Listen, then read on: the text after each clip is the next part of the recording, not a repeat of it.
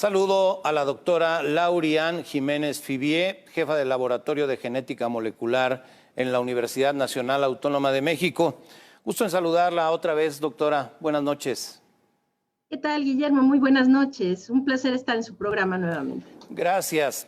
Se está hablando de esta variante Delta muy intensamente, de que probablemente resulta con una contagiosidad más alta que otras variantes. Ahora se empieza a hablar de la variante Lambda también, que es una variante surgida en Perú, la variante andina le llaman. ¿Dónde estamos parados con el COVID en México en el momento actual? Bueno, en este momento estamos parados en una situación muy delicada. Es una situación complicada, con cierta incertidumbre, pero hay varias cosas que ya se van dilucidando. Es decir, estamos en medio ya de un repunte franco que abarca ya la mayor parte del país. Los estados que están en la peor situación ahorita son desde luego Baja California Sur, Yucatán, Quintana Roo, pero además de estos hay varios más: Sonora, Sinaloa, la Ciudad de México, el Estado de México, Veracruz, Campeche, etcétera, ¿no? En Nuevo León, que ya empieza a mostrar también repuntes. Ahora, esto está mediado desde luego, estamos ya, digamos, después de diciembre del año pasado, entramos en lo que puede ser considerado el segundo capítulo de la pandemia. En este capítulo se está escribiendo por las vacunas y la propagación de las variantes del virus. Aquí en México ya circulan las 4 variantes de preocupación. La que menos circula es la variante sudafricana, que también se conoce como beta ahora, ¿no?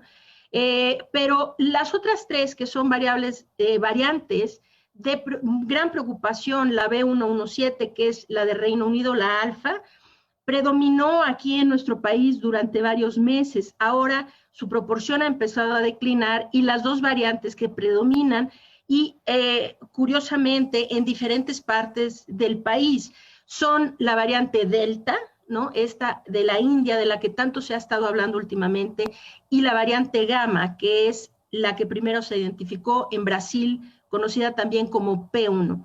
Al parecer, en la parte sureste del país está predominando esta variante Gamma, que es muy problemática, mucho más contagiosa, que parece que está provocando infecciones en grupos de menor edad, infecciones tal vez más complicadas, etcétera. Pero la más grave es sin duda la variante Delta, y esta está predominando en las regiones del noroeste del país. Entonces, esto sí preocupa mucho. En la Ciudad de México, según los datos del Consorcio Mexicano de Vigilancia Genómica, que se han hecho públicos en Internet, en la Ciudad de México la variante Delta hoy representa aproximadamente el 10% del virus SARS-CoV-2 que circula. Pero es muy grave ver que, por ejemplo, en Sinaloa ya es el 24%, y según los últimos datos que se actualizaron el día de ayer, ¿sí?, de estas bases de datos, en Baja California Sur la variante Delta representa ya cerca del 50% del virus que circula.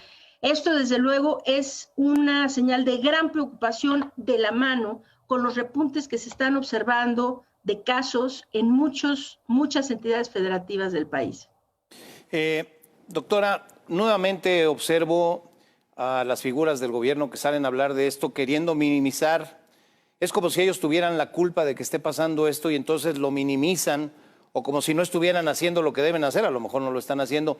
¿Qué recomienda a la sociedad? La verdad me interesa mucho que desde una posición independiente, no partidista, no de gobierno, alguien con su experiencia le recomiende a la gente qué debe hacer para protegerse, vacunados y no vacunados. Sí, desde luego. A ver, primero que nada, la pandemia no se ha terminado. Estos discursos un poco demagógicos, triunfalistas del gobierno han sido muy perjudiciales y van desde luego en contra de los esfuerzos por tratar de prevenir la enfermedad y de salvar vidas. Es realmente una desgracia, algo muy lamentable, que nuestras autoridades malinformen a la gente con tal de cuidar su imagen.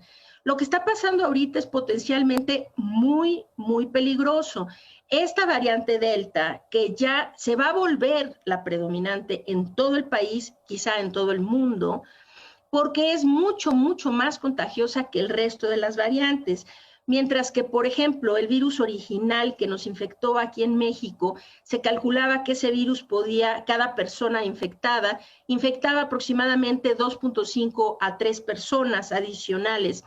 Para que tengan una idea, la variante Delta se estima, este mismo cálculo, ¿sí?, de contagiosidad, se estima que una persona infectada en promedio infecta entre 7 y 8 personas. Es decir, ha aumentado en más del 65% su contagiosidad. Entonces, lo que necesitamos hacer es cuidarnos del contagio, entender lo siguiente: esta variante está evadiendo la inmunidad que las personas adquieren cuando se infectan por COVID-19.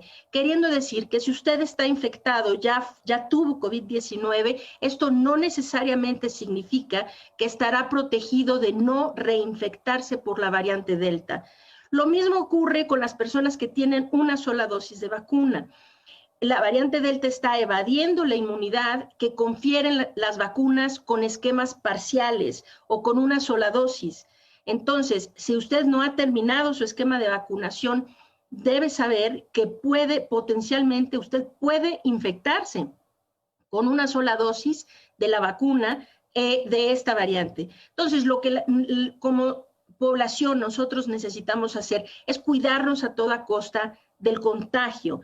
Esta es una variante realmente muy complicada, se ve que tiene características de virulencia adicionales, queriendo decir que puede provocar una infección más agresiva en quienes la padecen. Entonces, necesitamos cuidarnos de esto. ¿Y cómo lo hacemos? Lo hacemos cuidándonos del contagio por vía aérea. Se ha hablado, y esto es otra cosa lamentable de la comunicación tan imprecisa que nuestras autoridades tienen. Hablan y hablan de la situación de desinfectar superficies.